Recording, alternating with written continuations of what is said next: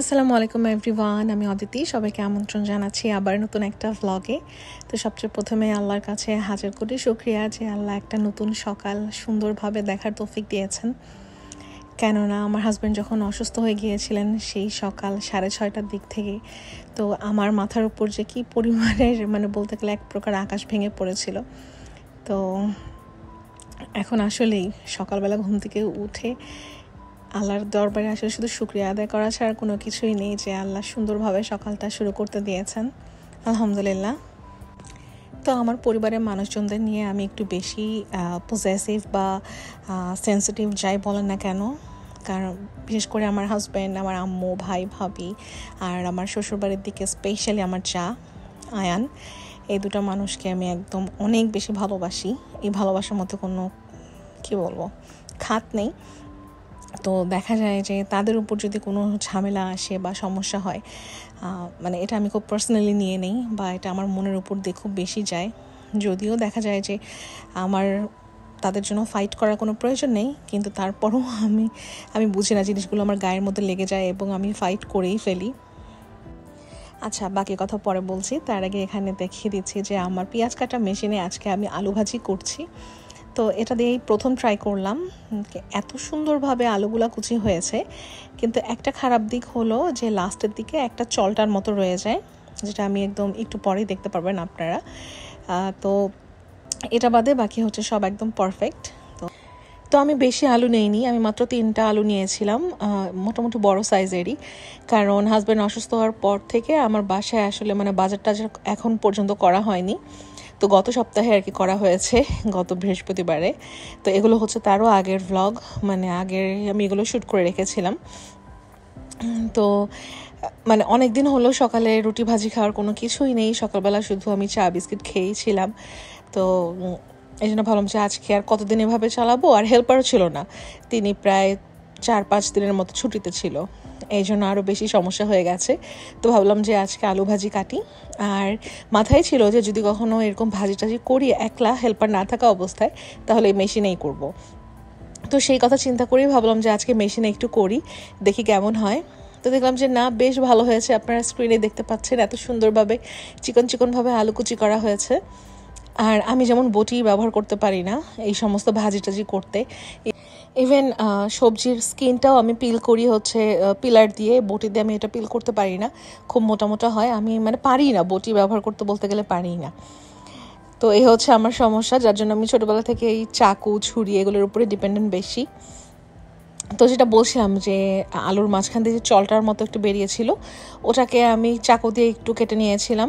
তো হয়তোবা সর্বোচ্চ 20 সেকেন্ড লেগেছিল ওটুক চাকু দিয়ে কেটে ফেলতে। আর এই যে 3টা আলু আমি মেশিনে কুচি করেছি, সর্বোচ্চ সময় লেগেছে 20 থেকে 25 সেকেন্ড, 30 সেকেন্ডও না। এত ফাস্ট এটা কাজ করে। তো আমার আম্মু দেখে বলছে যে এটা তো সেই রকমের একটা জিনিস, চমৎকার একটা জিনিস, কত সুবিধা হলো।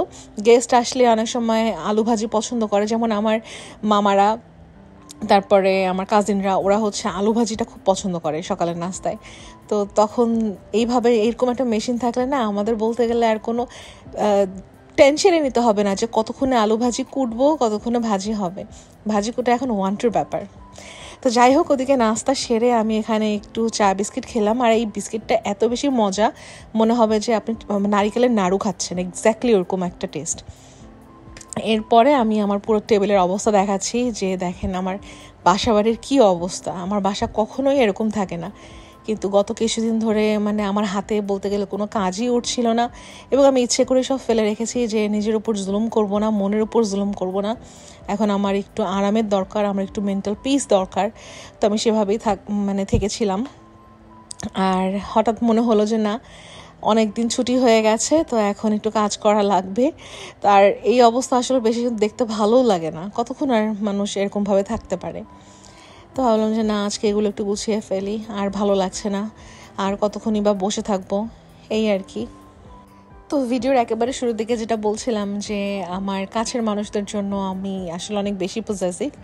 তো কাছের মানুষ বলতে আমার মা, ভাই, ভাবি, আমার আয়ান, তারপরে হচ্ছে আমার হাজব্যান্ড, অবশ্যই তার কথা আর কি বলবো, সেই তো সব। তো শ্বশুরবাড়ির দিকে আমার সবচাইতে মোস্ট ফেভারিট যদি কোনো পার্সন থাকে সেটা হচ্ছে আমার যা। আমার হাজব্যান্ড আমাকে সবসময় বলে যে তোমাদেরকে দেখে মাশাআল্লাহ আমার খুব ভালো লাগে। এই বাড়িতে শুনি যে যায় যায় সমস্যা এই সেই, দেখা যায় যে ভাইদের মধ্যেও তেমন মানে সম্পর্কটা ভালো থাকে না, কারণ যদি বউয়ে বউয়ে যদি ঝামেলা থাকে তাহলে তো ভাইদের মধ্যেও ওটার একটা এফেক্ট পড়ে। কিন্তু মাশাআল্লাহ আলহামদুলিল্লাহ তোমাদের দুজনের মিল দেখে আমার খুব ভালো লাগে। তো তিনি সবসময় এটা বলে। আর এটার কারণও আছে, কারণ আমার শ্বশুরবাড়ির দিকে একমাত্র আমার যা, যিনি কখনোই আমাকে নিয়ে নেগেটিভ কিছু বলা তো দূরের কথা, তিনি কখনো আমাকে নিয়ে এসব চিন্তাও করেননি। ঠিক তেমনি আমিও কখনো না, আমাদের মধ্যে কেউ কোনোদিনও আজ পর্যন্ত কোনো প্যাচও লাগাতে পারেনি। তো আমরা এতটাই স্ট্রং ছিলাম এবং আমাদের বন্ডিংটা এতটাই স্ট্রং মাশাআল্লাহ আলহামদুলিল্লাহ। তো হ্যাঁ, আমি একদম প্রাউডলি বলি যে আমার শ্বশুরবাড়ির দিকে যদি কেউ ফেভার থাকে সে আমার যা। এটা সবাই জানে, এটা আমার ইনলসরাও জানে, এটা নিয়ে কোনো বিতর্কের কোনো কিছু নাই। তো এনিওয়েজ আবার ব্লগে চলে আসি। তো আমার সেই দিন হচ্ছে ডাইনিং এরিয়া আর লিভিং এরিয়াটা আমি গুছিয়েছিলাম। আর কিচেন তো সবসময় গোছানোই থাকে, কাজ করি আর সাথে সাথে গোছাই। কিচেন সবার আগে আমার বেডরুমের থেকে আমার কিচেন বেশি গোছানো থাকে, কারণ আমি এলোমেলো জায়গায় আসলে কাজ করতে পারি না। তো এই হচ্ছে এই জন্য মানে সবসময় কিচেনটা একদম গোছানো থাকে, পারফেক্ট থাকে। আর আপাতত ভাবলাম যে একবারে তো সব কিছু করতে পারবো না, যেহেতু আমি একাই সব কিছু করি, একটা একটা করে ধরি। আর যেহেতু এত গরম এর মধ্যে করে আর কি নিজের উপর আর কি আমি কোনো রকম প্রেশার দিতে চাই না। তো এখনও রুমগুলো বাকি আছে। আম্মুর রুমে আমি এখন পর্যন্ত যাইনি, কারণ আম্মু ওখানে আছে, আম্মুর একটা প্রাইভেসি ব্যাপার আছে, যার জন্য ওই রুমে আমি যাই না। এখন আমার বেডরুম আর হচ্ছে গেস্ট রুমটা একটু ধরা বাকি আছে। তো গেস্ট রুম মোটামুটি গোছানোই আছে, ওটা নিয়ে সমস্যা নেই, ব্যাস শুধু এখন বেডরুমটা করে ফেললেই হয়ে যাবে। তো এনিওয়েজ এই ক্লিপটা বোধহয় আগেও ভিডিওতে আমি দিয়েছিলাম। আমার হাজব্যান্ডের যে আগের যে ম্যাকবুকটা ছিল, একদম স্ক্রিনটা খুবই খারাপ হয়ে গেছে, ওটার আর কিচ্ছু নেই। এটা 2020 সালে আমরা কিনেছিলাম, তখন আমরা কলকাতা গিয়েছিলাম, ওই সময় ওখান থেকে কেনা হয়েছিল আমার ফোন আর হচ্ছে আমার হাজব্যান্ডের ম্যাকবুক।